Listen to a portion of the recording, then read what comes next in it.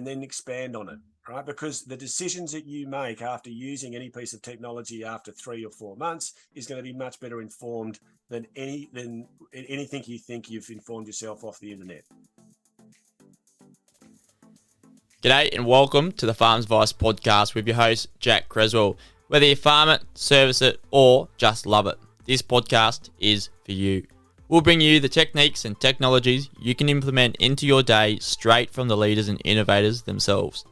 Spread the Farms Advice so that we can reach more farmers right across Australia. Follow us on all of your socials at Farms Advice, and let's get into this episode.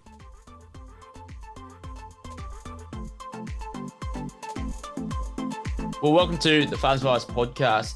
Nick Seymour from Farmo. Nick, how are you going? Yeah, very well. Thanks, Jack. Thanks for having me on.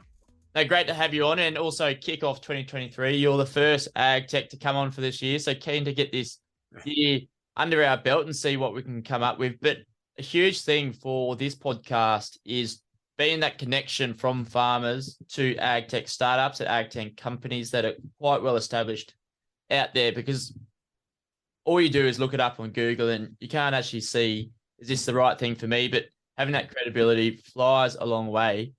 Just to sort of make that linkage. So it's great to have you on, and we'll find out a little bit about it down the track. But First of all, tell us a little bit about your background. Where have you come from, Nick?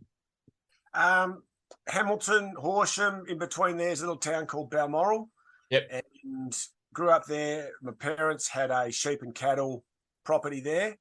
And yeah, so running around, I just remember summers of like sheep with foot rot, up at the sheds, trimming those, doing all that kind of stuff.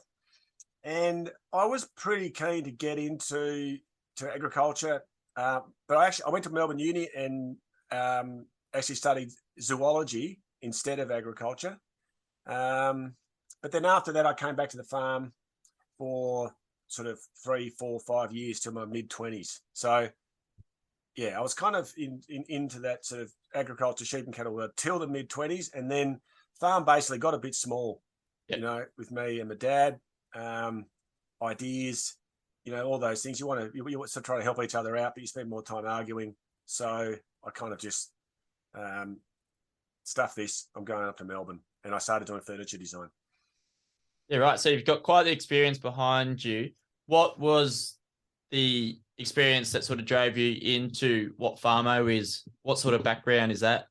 Yeah, well, nothing really. It's just that, so 20 years later, after I leave, my parents are now in their 80s, right? And now they're getting too old to do everything by themselves. And there's a small, we got this sort of block that my dad was still looking after, and asked me to help him with that because he's sort of retired by now. So I started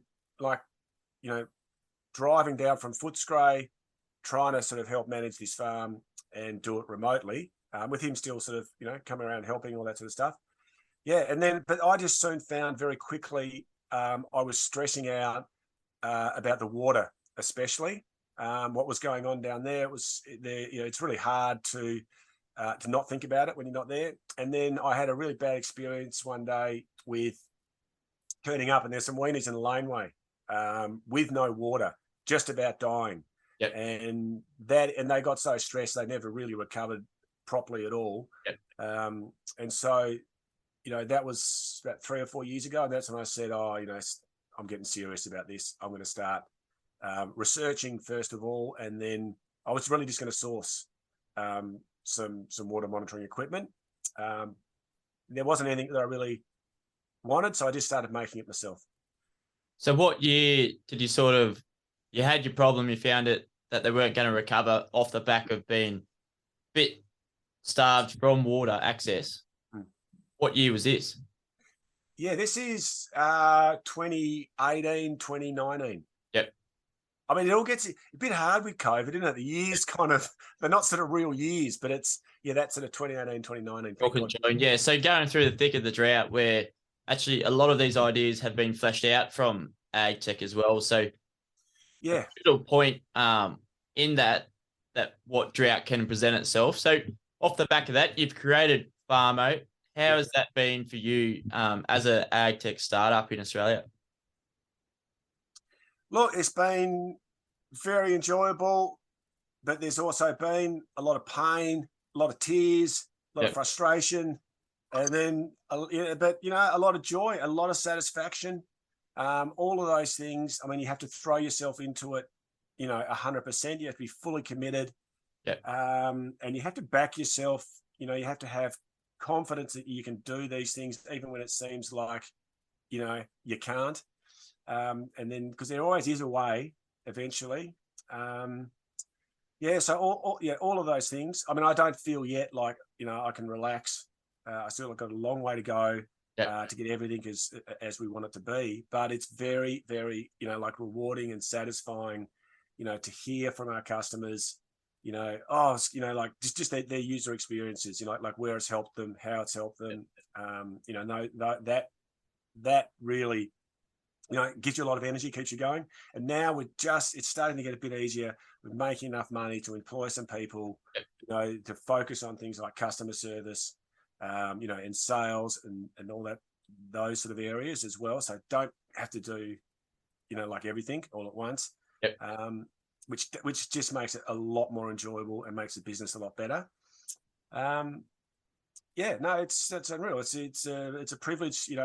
Sometimes in your life you just got to do shit jobs and you just do them, and that's great because you're doing it for a reason. And then if you're ever lucky enough to do something that you love, and it challenges you, and you have half a chance of doing well at it, I mean, it's great. It's an awesome place to be. Absolutely, and in agriculture, you got to be passionate about what you do and what you love. So everyone that's driving into work now or driving home from work, whenever they listen, tell us what actually is Farmo and how does it work in the most detailed approach without seeing the product in front of us? Yeah, well, look, I mean, the first thing is with dealing with that problem when you your stock run out of water. So there's two problems there.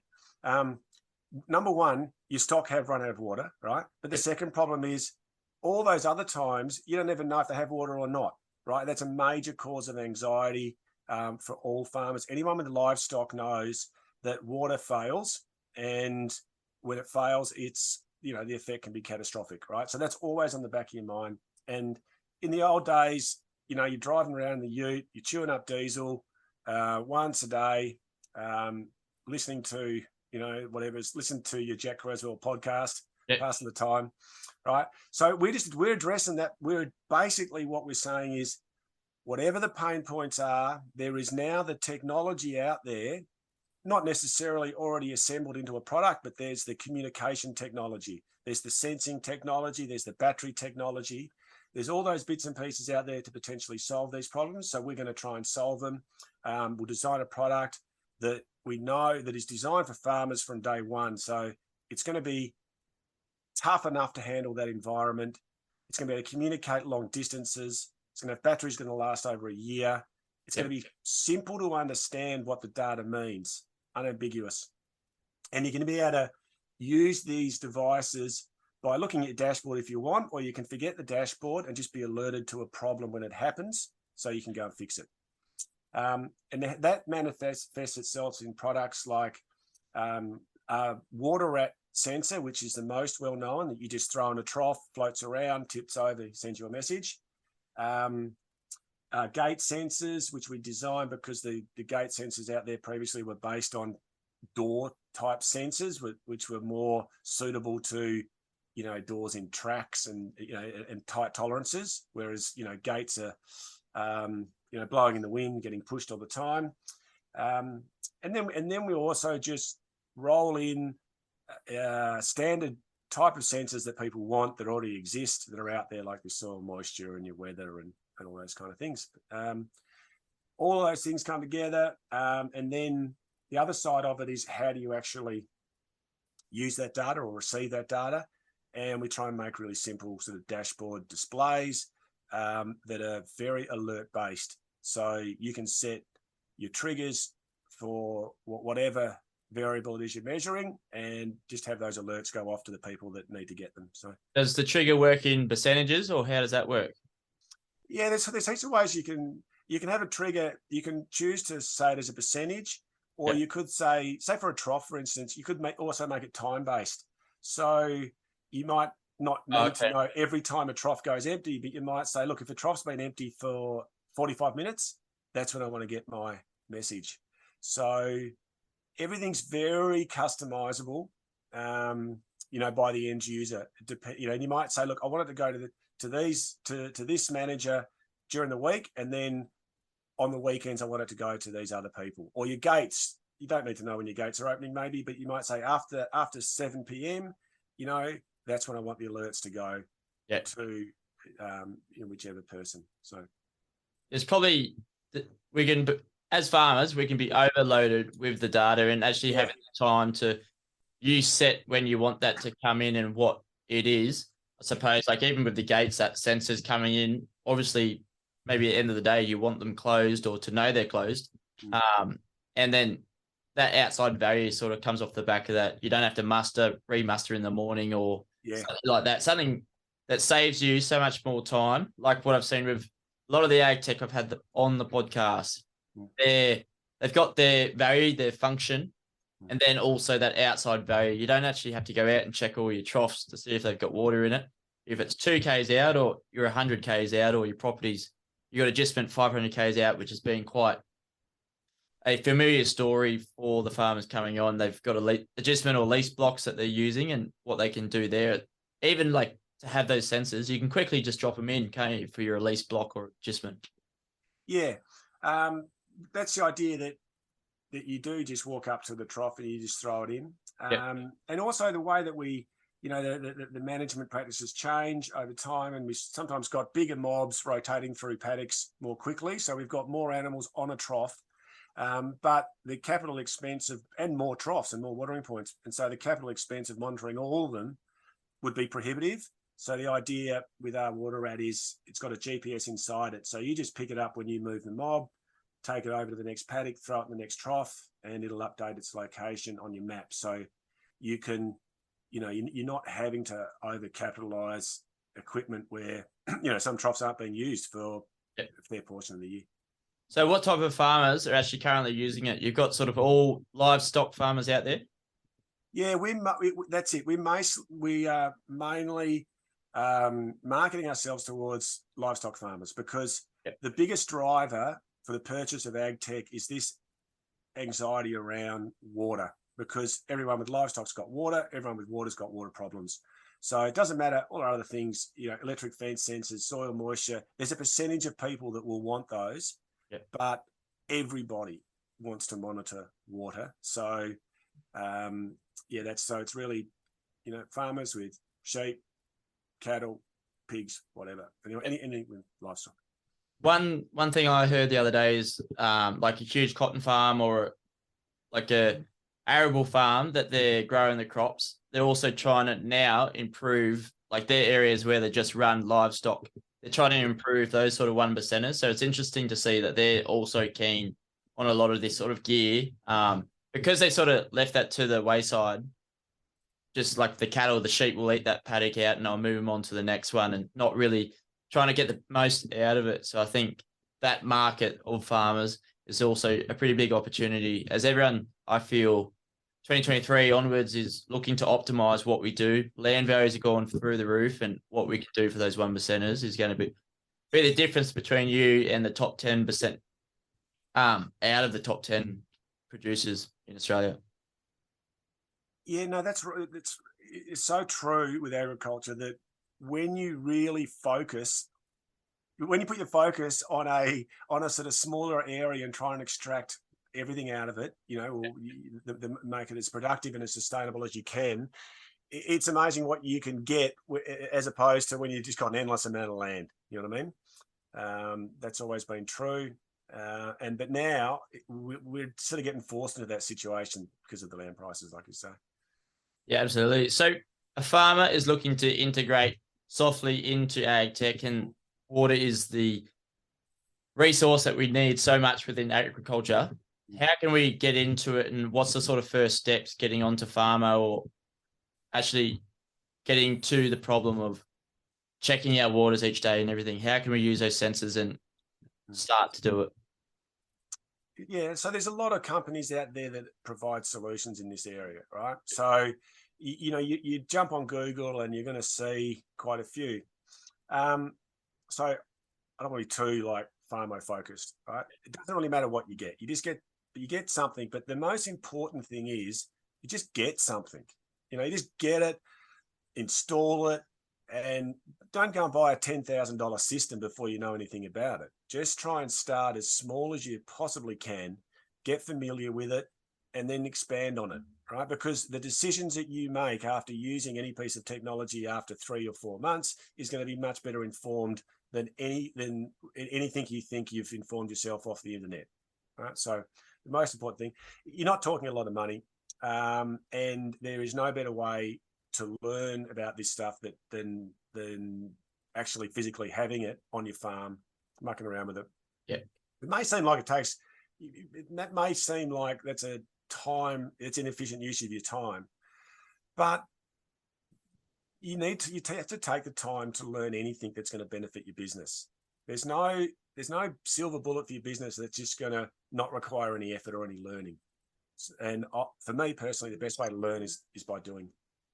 Certainly. And for you, as you've gone through your sort of process, who have you found that's most receptive, like as an individual, to the ag tech? Is it the younger farmers or the older farmers out there going, hey, this looks pretty good, I'm needing this, what's it all about? Yeah, that's a good question. Like I think a lot of younger farmers, you'd think would be more interested, and they are interested just in tech's part of their world, right? But it's funny, we get a lot of really quite elderly people buying the tech because, yeah, I mean, number one, a lot of young farmers, they're not in charge of the purchasing. Yeah. They might love it, but they're not the ones that are placing the purchase order.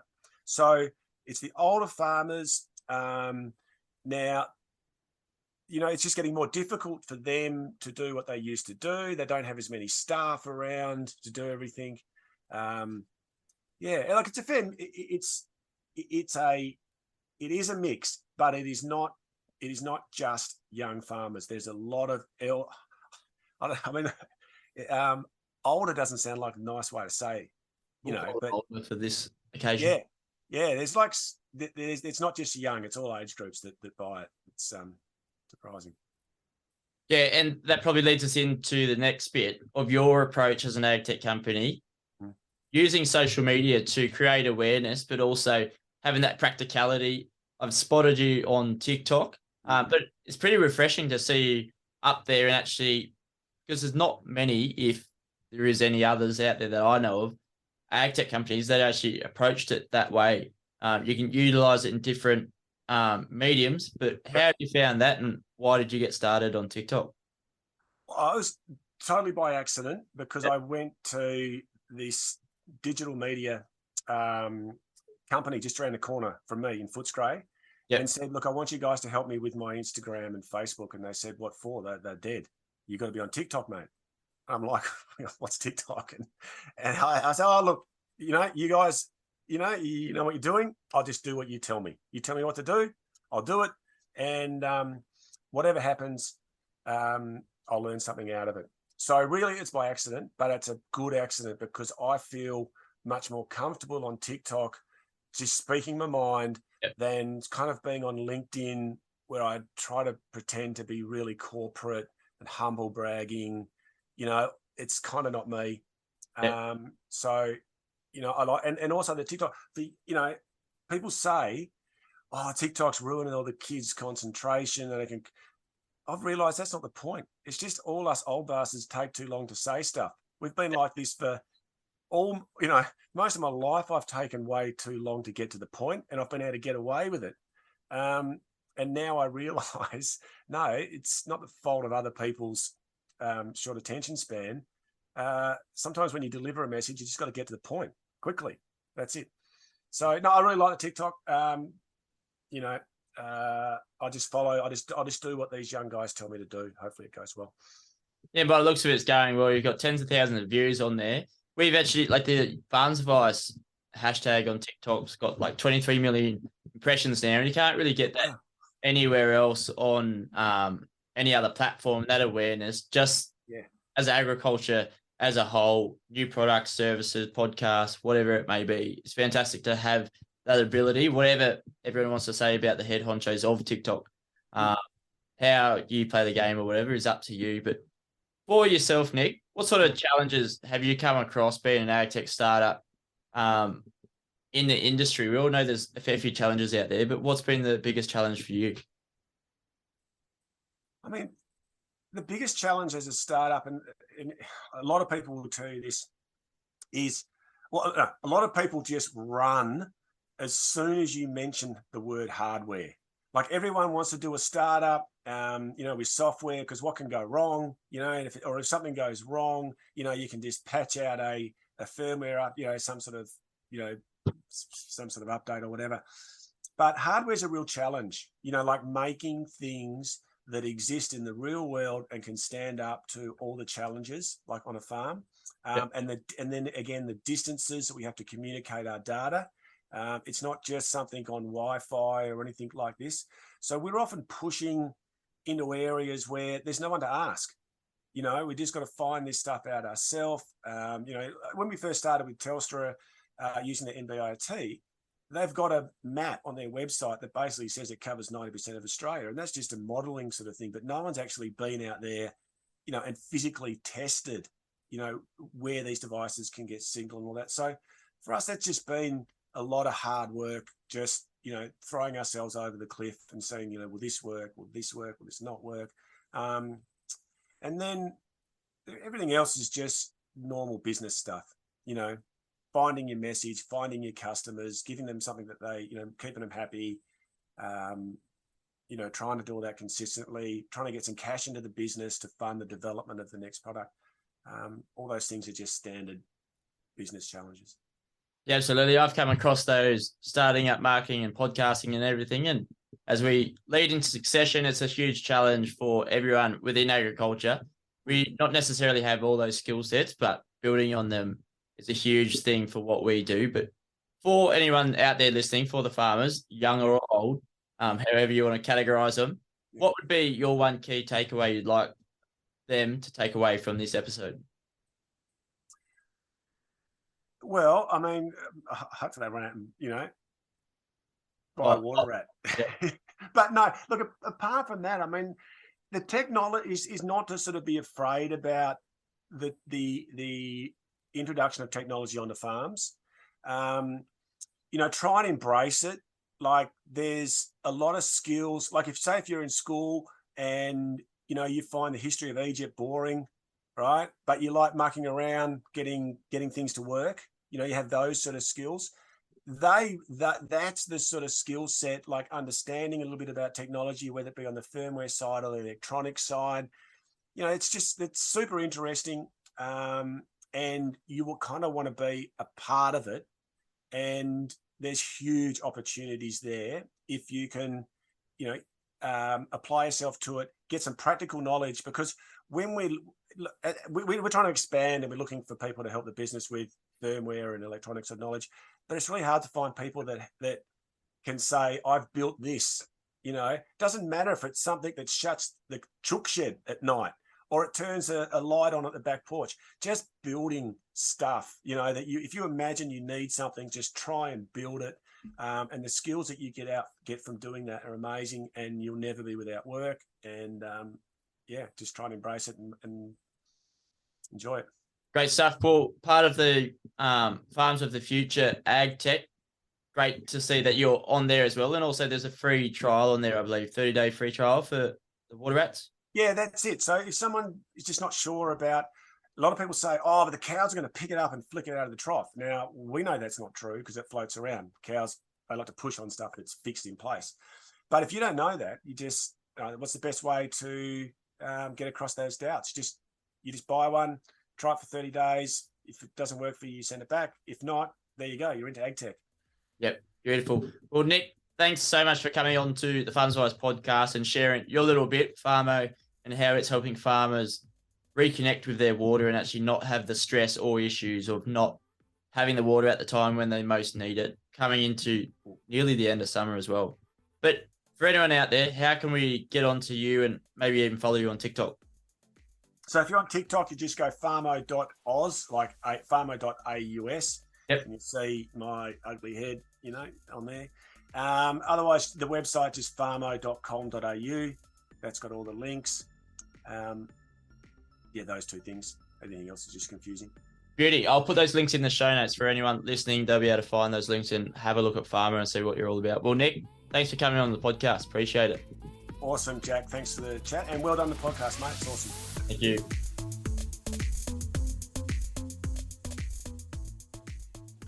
This Farms Advice episode does not stop here. Come and join the conversation on Facebook, Twitter, Instagram, or TikTok, and even join our Facebook group. Go to farmsadvice.com.au for more on this episode and spread the hashtag FarmsAdvice to your mates. If you can leave a review on Apple or Spotify, that will let other farmers find us too. But until then, see you next Tuesday. In the spirit of reconciliation, the Farms Advice podcast acknowledges the traditional custodians of country throughout Australia and their connections to land, sea, and community. We pay our respect to their elders, past and present, and extend that respect to all Aboriginal Torres Strait Islander people today.